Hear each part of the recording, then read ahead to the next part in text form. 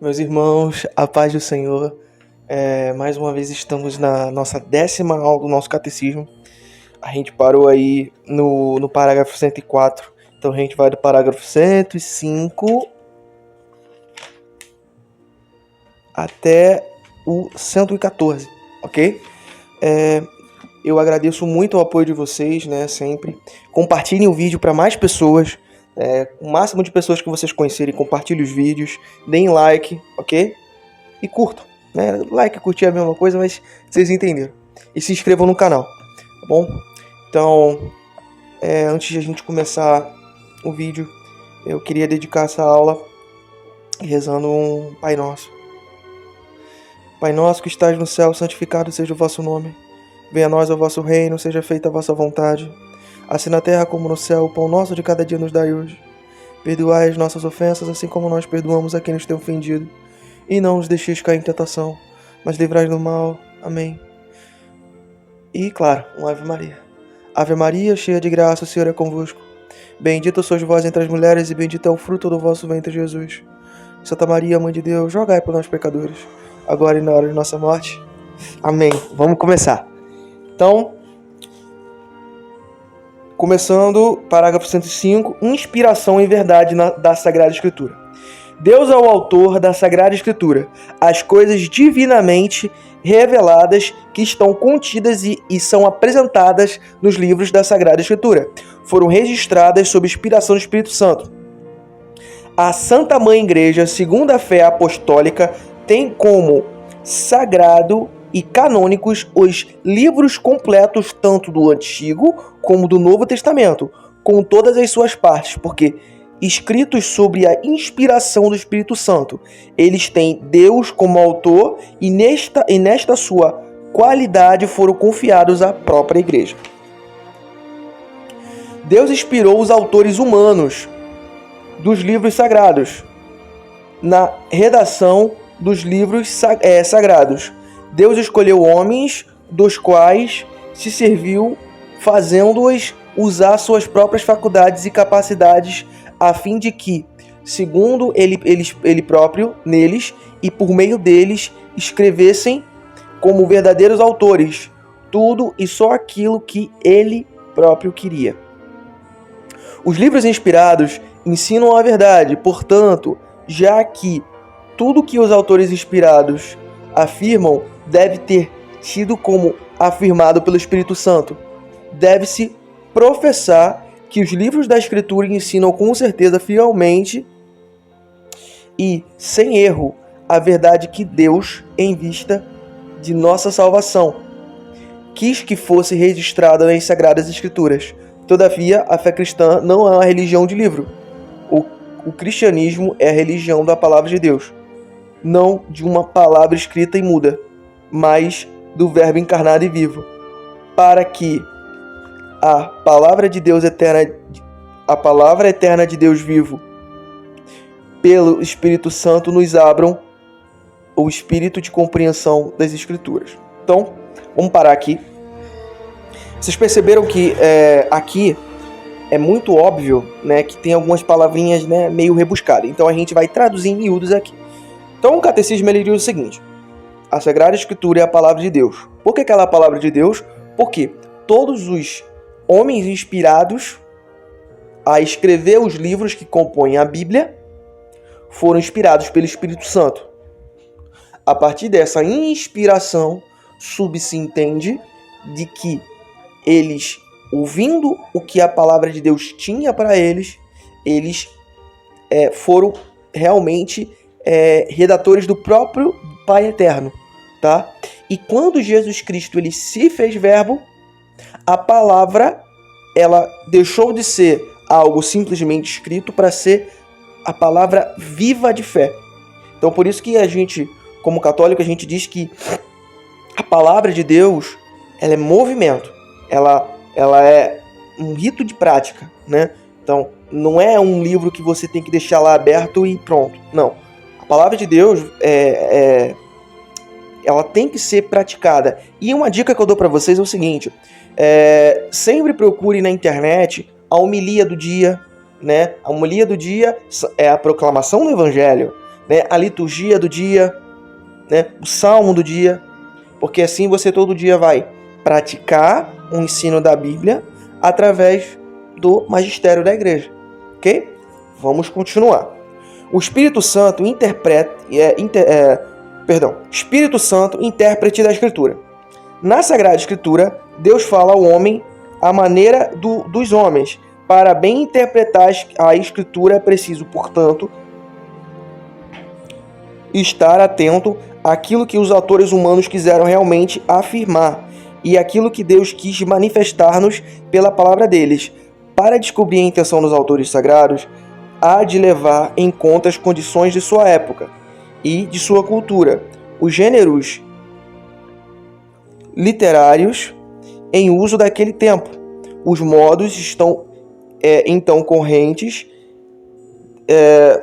de sentir, falar e narrar, pois a verdade é apresentada e expressa de maneiras diferentes nos textos que são de vários modos históricos ou proféticos ou poéticos, ou nos demais, de outros gêneros de expressão. Por ser a Sagrada Escritura inspirada, há outro princípio da interpretação correta, não menos importante que o anterior, e sem o qual a Escritura permaneceria letra morta. A Sagrada Escritura deve também ser lida e interpretada com a ajuda daquele mesmo espírito em que foi escrito. O Concílio Vaticano II indica 3 critérios para a interpretação da Sagrada Escritura conforme o espírito que o inspirou. Prestar muita atenção ao conteúdo e à unidade da Escritura inteira, pois, por mais diferentes que sejam os livros que os compõem, a Escritura é una em razão de unidade do projeto de Deus, do qual Cristo Jesus é o centro e o coração aberto depois de sua época, ou depois da Páscoa. O coração de Cristo designa-se a Sagrada Escritura, que há de conhecer o coração de Cristo. O coração estava fechado antes da paixão, pois a Escritura era obscura. Porém, a Escritura foi aberta após a paixão, pois aos que a partir daí têm a compreensão dele consideram e discernem de que maneira as profecias devem ser interpretadas. 2. Ler a Escritura dentro da tradição viva da igreja inteira. A Sagrada Escritura está escrita mais no coração da igreja do que nos instrumentos materiais. Com efeito, a igreja leva em sua tradição a memória viva da palavra de Deus e o Espírito Santo que lhe dá a interpretação espiritual da Escritura. 3.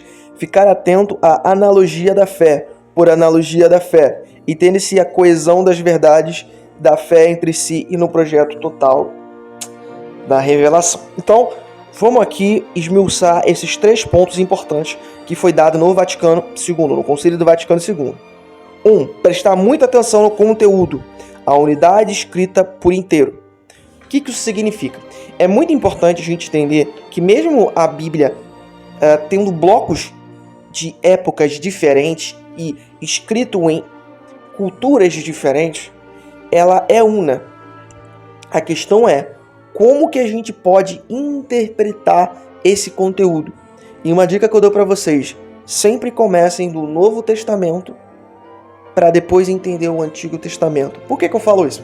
Por quê? Porque o Novo Testamento, por mostrar a passagem, a vida de Jesus Cristo na Terra e mostrar que a partir da paixão dele, a Sagrada Escritura que era obscura ficou aberta, pois ele era o verbo que se fez carne, o verbo, a palavra de Deus viva, transformadora, você consegue entender as profecias que foram dadas lá no Antigo Testamento, tá bom? Então essa é uma dica, até mesmo para que você entenda a Bíblia como algo uno.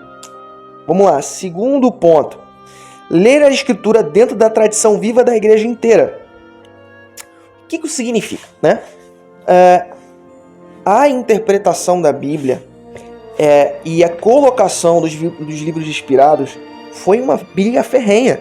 Tiveram diversos concílios, concílio de Nicéia, concílio de Trento, concílio de Cartago, entre outros concílios para realmente entender qual palavra é inspirada e qual não era.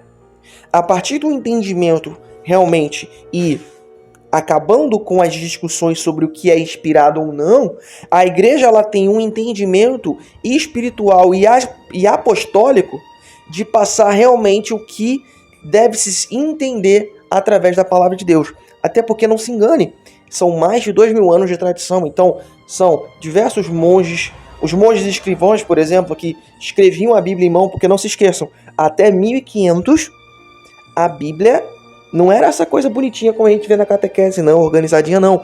A Bíblia tinha papiros enormes. Então, eles que organizaram, né, em capítulos, em epístolas, tudo bem direitinho, para que realmente, quando se fosse realmente fazer um compilado das escrituras, ela fosse organizada, né? Então é importante que a gente também respeite o que a igreja nos passa referente à escritura. Por isso que é importante realmente você leu lá a palavra, lê a homilia, lê o que a igreja quer passar referente àquela passagem em si, ok?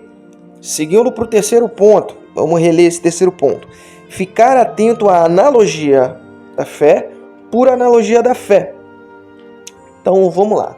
Nós temos que ficar atentos a entender quais são as passagens que a gente deve levar ao pé da letra e quais são as passagens dadas como analogias, para que haja um entendimento filosófico e um entendimento de aprendizado prático dentro das nossas vidas, tá?